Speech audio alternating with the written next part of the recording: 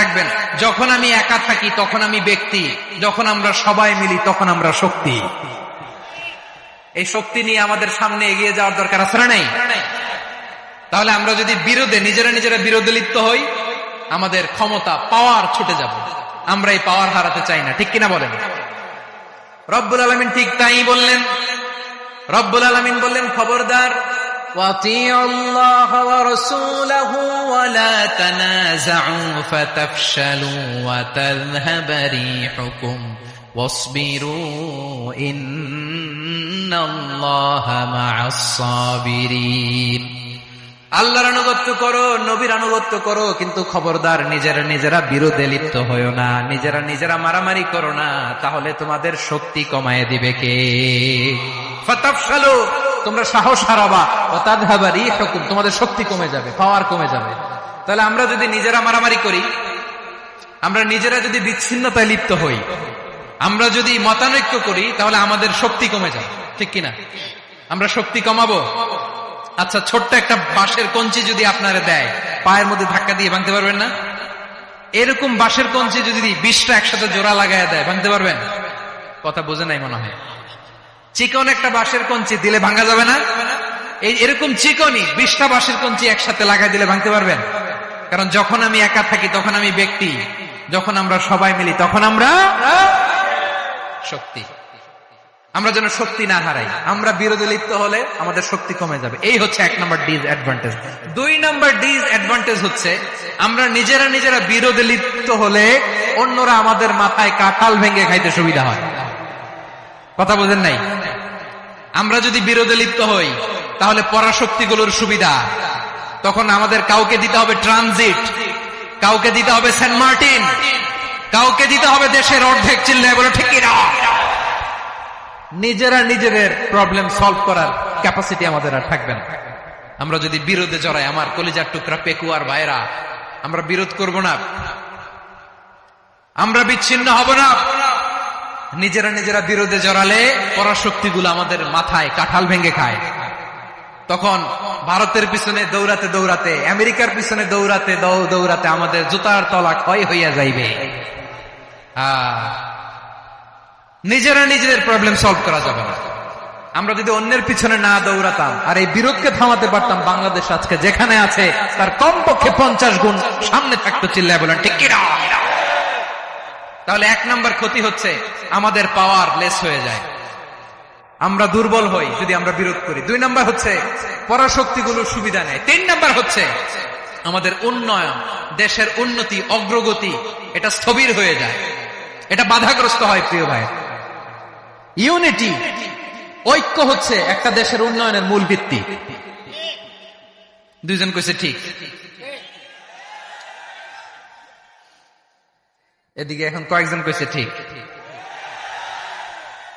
ঐক্য হচ্ছে একটা দেশের, জাতীয় ঐক্য হচ্ছে কোন দেশের উন্নয়ন, অগ্রগতির মূল ভিত্তি, ঠিক কিনা বলেন?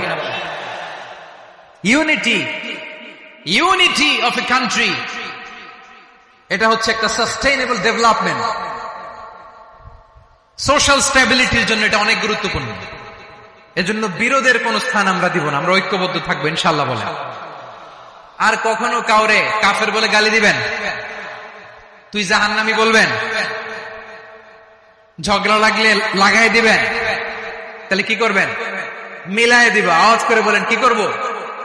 প্রিয় ভাইরা, এই বিরোধ গত 50 বছর তো আমরা দেখেছি। ধর্মীয় অঙ্গন বলেন, সামাজিক অঙ্গন বলেন, রাজনৈতিক অঙ্গন বলেন, এই বিরোধ আমাদেরকে শেষ করে দিয়েছে।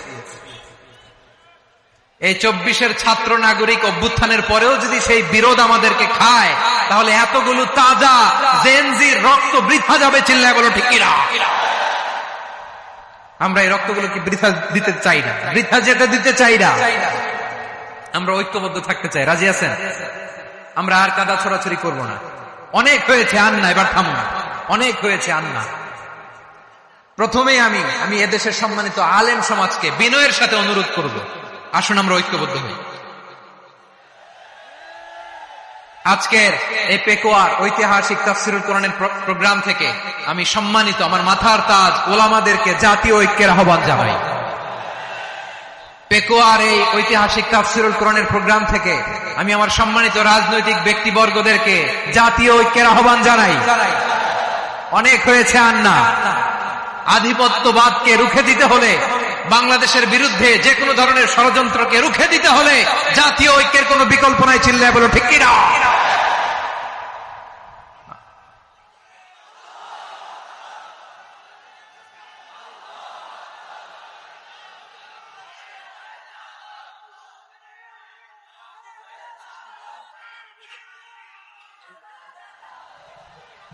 আমার প্রিয় ভাইয়েরা, আমার ভাইয়েরা, আর কাদা ছড়াছড়ি করবো না ইনশাআল্লাহ। বলেন আল্লাহুম্মা ফারশাদ। আল্লাহ তুমি সাক্ষী থাকো, আল্লাহ তুমি তৌফিক দাও। আওয়াজ করে পড়েন আমিন। আর একে অন্যকে কাফির বলে গালি দিব না, ঠিক কিনা বলেন? রাজি আছেন? ধ্বংস করে দিয়েছি আমরা আমাদেরকে। আপনারা হালাকু খানের নাম শুনেছেন? মঙ্গল অধিপতি হালাকু খান বাগদাদের আমাদের বিশাল দারুল হিকমা লাইব্রেরিকে ধ্বংস করেছে। 10 লক্ষ মুসলমানদেরকে কচুকাটা করে গণহত্যা করেছে। জানেন, আমাদের সভ্যতা সূতিকাগারের কেন্দ্রবিন্দু ছিল বাগদাদ। ইরাকের বাগদাদে যেদিন সে রক্ত নিয়ে হোলি খেলা করে, রক্তের হোলি খেলা যেদিন হয়, ওই দিনও বাগদাদে বাহাস চলতেছিল। আমাদের বাহাস কি চলতেছিল? আপনাদের এলাকায় বাহাস আছে? এই প্রচলিত বাংলাদেশে যে বাহাস, এটার সাথে ইসলামের কোন সম্পর্ক আছে? এই পর্যন্ত বাহাসের পরে পরাজয় বরণ করছে এরকম কোন দল আপনারা পাইছেন? আমি পাই নাই। প্রত্যেক দলই বাহাসের পরে সংবাদ সম্মেলন করে বলে আমরা জয়লাভ করিয়াছি, ওনারা পালাইয়া চলিয়া গিয়াছেন। আছে না নাই? কারণ সত্য জানার জন্য, সত্য মানার জন্য আসে না তো, নিজের জ্ঞান জাহির করার জন্য বাহাস করে। বিপক্ষ দলের আলেমকে ছোট করার জন্য বাহাস করে। এই বাহাসের স্থান ইসলামে নাই। চিল্লায় বলো ঠিক কিনা? এই সমস্ত বাহাসের দিন শেষ। ঐক্যবদ্ধ হওয়ার বাংলাদেশ। প্রিয় ভাইরা, হালাকু খান সে দারুল হিকমা লাইব্রেরি জ্বালিয়ে পুড়িয়ে এই সব দামি দামি বইগুলো, আমাদের দামি দামি ঐতিহাসিক তুরাসি ক্লাসিক বইগুলোকে দজলা নদীতে ফেলেছে। পুরা দজলা নদী কালো হয়ে গিয়েছে। 10 লক্ষ মুসলমানকে গণহত্যা চালিয়ে এই রক্তের বন্যা যখন দজলা নদীর পানিতে মিশে গিয়েছে, দজলা নদীর পানি লাল হয়ে গিয়েছে। যেই দিন বাগদাদে গণহত্যা চলে, ওই দিনও বাগদাদে বাহাস চলতেছিল। কিসের বাহাস জানেন? মেসওয়াক, ডান মারি থেকে করা সুন্নাহ, এটা আমরা জানি। এখন কি উপরের মারি না নিচের মারি? বাহাসের বিষয়। এই বাহাস করবেন আপনারা? বিশ্ব যখন এগিয়ে চলেছে, আমরা তখন বসে বিবি তালাকের ফতুয়া খুঁজেছি কোরআন হাদিস চষে। তালাক ইসলামের অনেক গুরুত্বপূর্ণ অনুষঙ্গ। তালাক কোরআনের একটা সূরা। কিভাবে তালাক হবে না হবে আমাদের ফুকাহায়ে ইকরাম, আমাদের আকাবেররা সব বলে গিয়েছে, সব জানা। আপনি হয় এটা মানবেন, নয় ওইটা। ওইটা নিয়ে বাহাসের দরকার নাই, ওইটা নিয়ে মারামারির স্থান ইসলামে নাই। আওয়াজ করে বলেন ঠিক কিনা? এখন পেকুয়ার ভাইরা, শেষ কথা বলি, আওয়াজ করে বলেন আমরা ঐক্যবদ্ধ হতে চাই কি চাই না? চান? এই যে আমি বিনয়ের সাথে আলেম সমাজকে জাতীয় ঐক্যের আহ্বান জানালাম, এটার সাথে আপনারা সংহতি প্রকাশ করেছেন?